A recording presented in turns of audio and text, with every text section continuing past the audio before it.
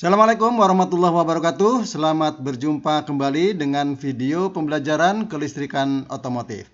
Pada video kali ini kita akan membahas mengenai counter electromotive force, ya.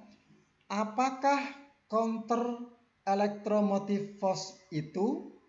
Ya. Nah, kalau pada rangkaian listrik, ya, kita mengenal ada istilah electromotive force atau EMS. Dan biasanya yang kita sebut dengan EMF atau electromotive force itu adalah suatu sumber tegangan yang berfungsi sebagai sumber arus, ya, baterai misalkan. Nah, jadi baterai ini merupakan electromotive force. Jadi baterai memiliki tegangan yang dapat menyebabkan arus listrik mengalir. Ada beda potensial pada kaki-kaki positif dan negatif pada baterai ini. Nah, baterai ini kita sebut dengan electromotive force. Aliran arusnya dari terminal positif menuju ke terminal negatif baterai. Nah, sekarang istilah counter electromotive force berarti electromotive force yang arahnya berlawanan. Ya, jadi kalau baterai itu mengalir dari positif sebelah kiri ini, kemudian mengalir ke rangkaian, ya, menuju terminal negatif baterai. Nah, kalau counter electromotive force berarti arahnya berlawanan. Jadi arahnya dari negatif ke positif. Nah, ya, apa penyebabnya itu? Nah, kita lihat, ya. Nah, jadi ini adalah sebuah induktor. Kumparan itu adalah induktor. Dalam suatu induktor dibutuhkan energi yang besar untuk memulai aliran arus listrik, ya, pada kumparan ini, ya. Jadi pada saat saklar di-on-kan, arus dari baterai mengalir. Nah, aliran arus pertama ini membutuhkan energi yang besar untuk memulai aliran arus, ya. Nah, kalau sudah mengalir, maka tidak diperlukan lagi energi yang besar. Contohnya sama seperti kita mendorong mobil yang mogok, ya. Pada saat mobil berhenti kemudian mulai kita dorong, maka tenaga yang kita keluarkan besar, ya, untuk mulai mendorong agar mobil bergerak maju. Tetapi jika mobil sudah berjalan, ya, kita dorong, maka akan semakin ringan. Nah, jadi ini identik juga dengan arus listrik yang mengalir pada suatu induktor. Jadi dibutuhkan energi yang besar untuk memulai aliran arus listrik melewati suatu kumparan atau melewati suatu induktor. Mengapa hal ini terjadi? Ya. Nah, jadi mengapa arus mengalir pada suatu kumparan itu tidak bisa langsung mencapai arus maksimalnya? Ya, karena membutuhkan energi yang besar untuk memulainya. Nah, kenapa dibutuhkan energi yang besar? Nah, arus mengalir pada suatu kumparan akan menyebabkan adanya counter electromotive force. Apa penyebabnya sehingga muncul counter electromotive force? Penyebabnya adalah adanya induksi diri pada kumparan ini, ya. Jadi pada saat arus mengalir ke kumparan, maka pada saat itu juga akan timbul medan magnet pada kumparan ini, ya. Kita tahu, ya, pernah membaca mengenai kemagnetan, elektromagnet. Jika arus mengalir pada suatu kumparan, maka pada kumparan tersebut akan terbentuk medan magnet. Itu ya. Nah, itu yang pertama. Yang kedua, jika di dekat suatu kumparan ada medan magnet yang berubah, maka pada kumparan ini akan terjadi tegangan. Ya, saya ulangi ya. Yang pertama adalah jika arus mengalir pada suatu kumparan, maka pada kumparan itu akan terbentuk medan magnet. Itu yang pertama. Yang kedua, jika di dekat suatu kumparan terjadi perubahan medan magnet, maka pada kumparan tersebut akan terjadi gaya gerak listrik atau akan timbul tegangan induksi pada kumparan tersebut. Nah, jadi ini juga sama ya. Jadi efek tegangan lawan atau counter electromotive force itu akibat adanya induksi diri saat arus mengalir dari baterai ke kumparan. Nah, ini jadi arus mengalir menyebabkan terjadinya medan magnet. Nah, adanya perubahan medan magnet dari tidak ada menjadi ada menyebabkan terjadinya tegangan induksi diri pada kumparan ini. Nah, tegangan induksi itulah yang arahnya berlawanan dengan arah arus dari baterai.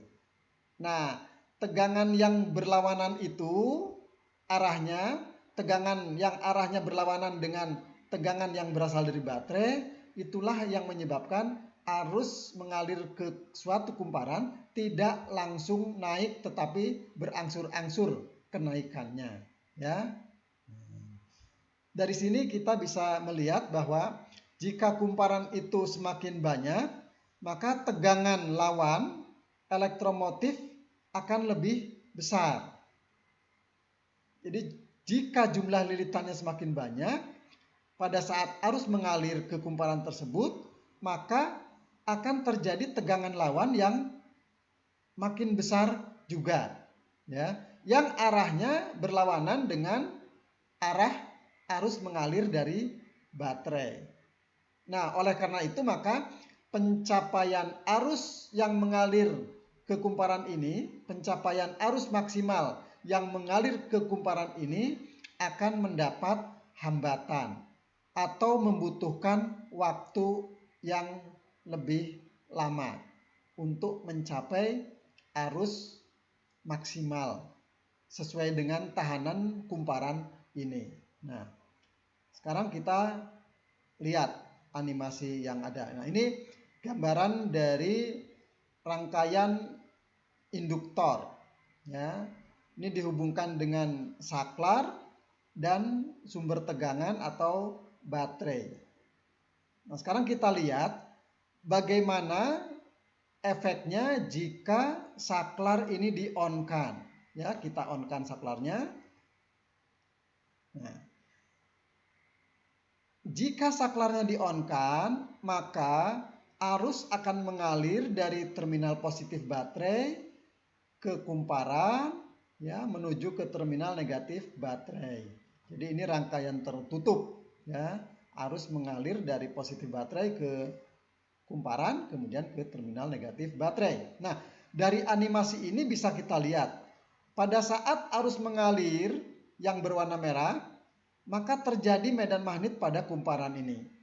Pada saat terjadi medan magnet pada kumparan ini, ada anak panah yang berlawanan arah dengan yang berwarna merah. Jadi ada arus berwarna hijau di sini digambarkan berwarna hijau. Arahnya berlawanan dengan arah arus yang berwarna merah. Nah, inilah yang kita sebut dengan counter electromotive force. Jadi tegangan lawan yang arah arusnya berlawanan dengan arah arus yang berasal dari baterai. Nah, counter electromotive force ini terjadi sesaat.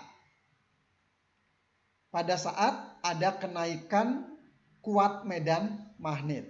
Jadi arus yang mengalir dari baterai ini ya bermula dari 0 ya, kemudian naik. Pada saat dari 0 arusnya naik, maka kenaikan arus itu akan menyebabkan terjadinya medan magnet pada kumparan. Nah, pada saat terjadi medan magnet pada kumparan ini, maka terjadi counter electromotive force yang akan menahan arus dari baterai ya, atau akan memperlambat aliran arus dari baterai. Nah, namun karena baterai ini bersifat kontinu atau sumber tegangan yang tetap, maka arus ini akan mengalir secara kontinu tidak terputus. Oleh karena itu, arus akan tetap mengalir meskipun kenaikannya berangsur-angsur. Nah, kenapa berangsur-angsur ya? Karena tadi ada counter electromotive force yang terjadi pada saat arus mengalir ke kumparan primer coil dan terjadi medan magnet pada kumparan ini. Nah, pada saat terjadi medan magnet inilah pada kumparan ini terjadi tegangan induksi diri yang arah arusnya berlawanan dengan arah arus dari baterai. Jadi counter elektromotif inilah yang menghambat arus dari baterai untuk mencapai arus maksimal yang bisa mengalir ke kumparan. Sehingga tadi dijelaskan pada grafik yang ini ya, arus primer ideal itu akan tercapai berangsur-angsur, tidak langsung saat platina menutup langsung 4 ampere, tetapi arus itu naik secara perlahan-lahan. Nah, naiknya perlahan-lahan ini karena ada efek counter electromotive force ini ya. Nah, ini. Jadi adanya efek counter electromotive force ini menyebabkan arus yang mengalir dari baterai ke kumparan terjadi secara perlahan-lahan kenaikannya. Nah, jika jumlah lilitan ini semakin banyak, maka counter electromotive force yang dihasilkan juga semakin besar. Nah, jika counter electromotive force ini semakin besar, maka kenaikan arus dari baterai sampai dengan arus maksimal yang dapat mengalir ke kumparan ini akan semakin lama tercapainya. Nah, jadi efek dari terjadinya counter electromotive force yang terjadi sesaat ini, inilah yang menghambat aliran arus dari baterai. Setiap ada kenaikan arus yang mengalir ke kumparan, maka pada saat yang sama juga akan terjadi counter electromotive force sesaat. Kemudian arus dari baterai naik lagi, kenaikan itu menyebabkan kenaikan kuat medan magnet lagi, maka menyebabkan counter electromotive force sesaat lagi. Dan seterusnya sampai arus dari baterai ini mengalir maksimal yang dibatasi oleh tahanan kumparan itu sendiri. Jadi jika misalkan tahanan kumparan ini 3 ohm, maka arus dari baterai ini lama-lama akan mencapai arus maksimalnya sebesar 4 ampere. Nah, jadi untuk mencapai arus 4 ampere ini butuh waktu ya, atau lambat karena adanya efek counter electromotive force ini. Nah, ini yang perlu kita ingat. Jadi koil-koil pada mobil zaman dulu itu menggunakan jumlah lilitan primer yang banyak. Ya, seperti ini. Nah, sekarang bagaimana jika rangkaian kumparan ini kita hubungkan seri dengan suatu resistor? Ya, ini. Ada kumparan dengan jumlah lilitan yang lebih sedikit ya dibanding dengan yang ini. Jadi kalau ini jumlah lilitannya banyak. Tahanan total kumparan ini 3 ohm. Sekarang kumparan itu jumlah lilitannya dikurangi, ya, sehingga tahanan kumparan ini 1,5 ohm, kemudian dipasang seri dengan sebuah resistor dengan nilai tahanan 1,5 ohm, sehingga tahanan total rangkaian kumparan dan tahanan ini 3 ohm, sama dengan kumparan ini. Kumparan ini semuanya lilitan, ya. Total tahanannya 3 ohm. Sekarang kumparan yang ini 1,5 ohm dihubungkan seri dengan resistor atau tahanan dengan nilai tahanan 1,5 ohm. Total tahanan kumparan dan resistor ini adalah 3 ohm, sama dengan ini, ya. Kumparan ini 3 ohm, kemudian yang diberi resistor ini 3 ohm. Nah, tadi sudah dijelaskan di sini pada saat saklarnya on, ya, terjadi aliran arus ke kumparan dan terjadi medan magnet yang menyebabkan munculnya counter electromotive force. Nah, sekarang kalau kita pasang tahanan seperti ini, apa efeknya? Nah, tetap sama, akan terjadi counter electromotive force. Kita perhatikan animasi ini, ya. Jadi pada saat saklar ini sudah on, arus dari baterai akan mengalir ke kumparan, kemudian ke resistor dan ke terminal negatif baterai. Nah, aliran arus ini tetap menyebabkan terjadinya medan magnet pada kumparan. Medan magnet pada kumparan ini, ya, timbulnya medan magnet pada kumparan ini juga menyebabkan terjadinya counter electromotive force. Kita lihat di sini, ya. Panah berwarna hijau ini tipis, ya. Panahnya tipis. Kita bandingkan dengan yang ini. Panah berwarna hijau counter electromotive force ini tebal. Kalau kita lihat yang menggunakan resistor, maka anak panah yang menggambarkan counter electromotive force ini garisnya tipis. Apa maknanya? Maknanya adalah counter electromotive force yang dihasilkan itu lebih kecil dibanding jika kumparan ini tidak dihubungkan seri dengan resistor. Ya. Nah, jadi dengan mengurangi jumlah lilitan dan memasang resistor pada rangkaian kumparan ini secara seri, maka efek counter electromotive force yang dihasilkan lebih kecil.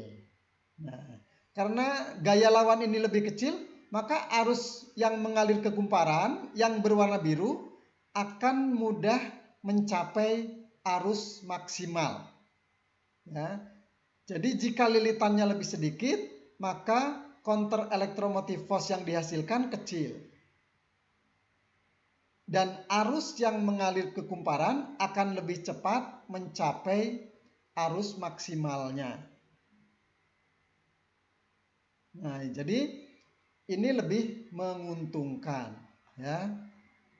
Nah, sekarang kita lihat, ya, secara berdampingan animasi ini, ya. Ini kumparan dengan total tahanan 3 ohm tanpa resistor. Ini kumparan tahanannya 1,5 ohm dihubungkan seri dengan resistor 1,5 ohm. Sehingga total tahanannya 3 ohm sama dengan tahanan kumparan ini 3 ohm. Berarti berapa arus yang bisa mengalir maksimal pada kumparan ini?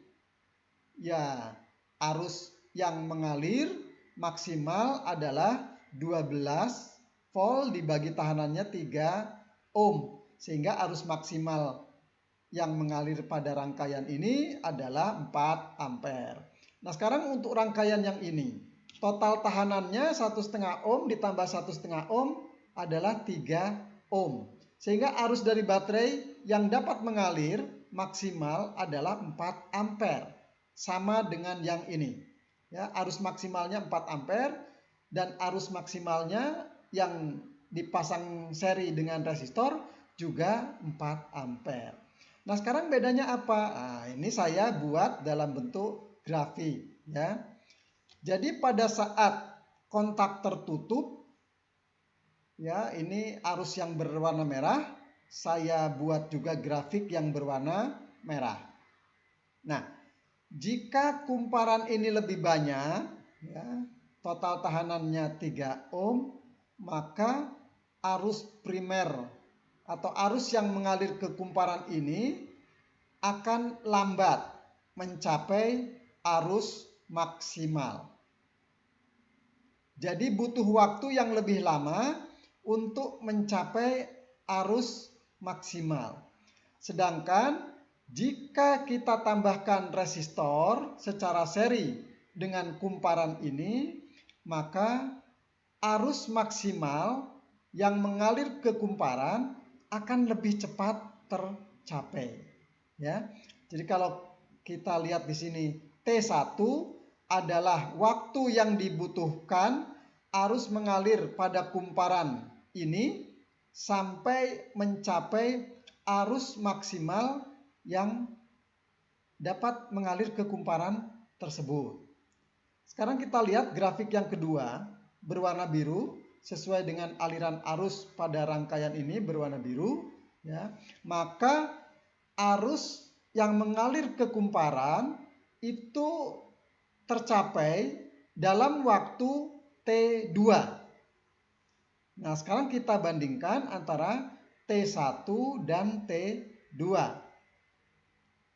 T2 jaraknya kalau dari grafik ini lebih pendek dibanding dengan T1. Apa artinya? Bahwa T2 waktunya lebih singkat dibanding dengan T1.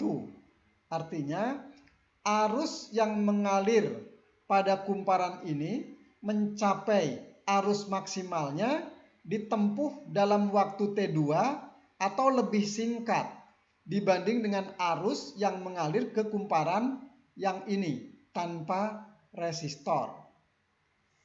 Nah, jadi apa bedanya kalau begitu?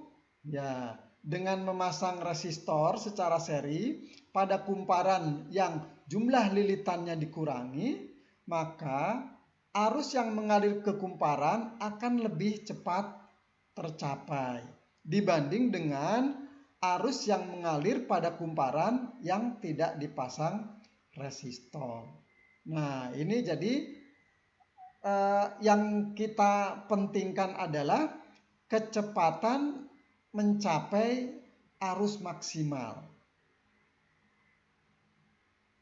Ini lebih cepat tercapai dibanding dengan yang ini.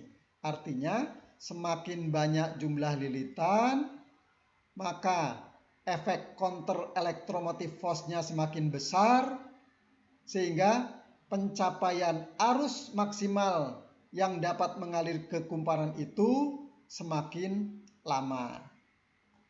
Jika kumparan ini dikurangi dan dipasang sebuah resistor secara seri dengan kumparan ini, maka arus mengalir ke kumparan tersebut akan lebih cepat mencapai arus maksimal. Nah, ini jadi dari gambaran dua animasi ini saya bisa tarik dua hal penting. Yang pertama adalah dengan jumlah lilitan yang lebih banyak pada suatu kumparan, maka tegangan counter elektromotif force yang ditimbulkannya juga akan semakin besar, yang menyebabkan lambatnya pencapaian arus mengalir ke kumparan tersebut. Sedangkan dengan mengurangi jumlah lilitan kumparan ini dan memasang resistor secara seri dengan kumparan ini, maka pencapaian arus maksimal yang dapat mengalir ke kumparan tersebut dapat terjadi dengan cepat, dengan lebih cepat dibanding tanpa resistor. Demikian pembahasan kita kali ini, semoga bermanfaat dan sampai berjumpa kembali pada video-video selanjutnya. Assalamualaikum warahmatullahi wabarakatuh.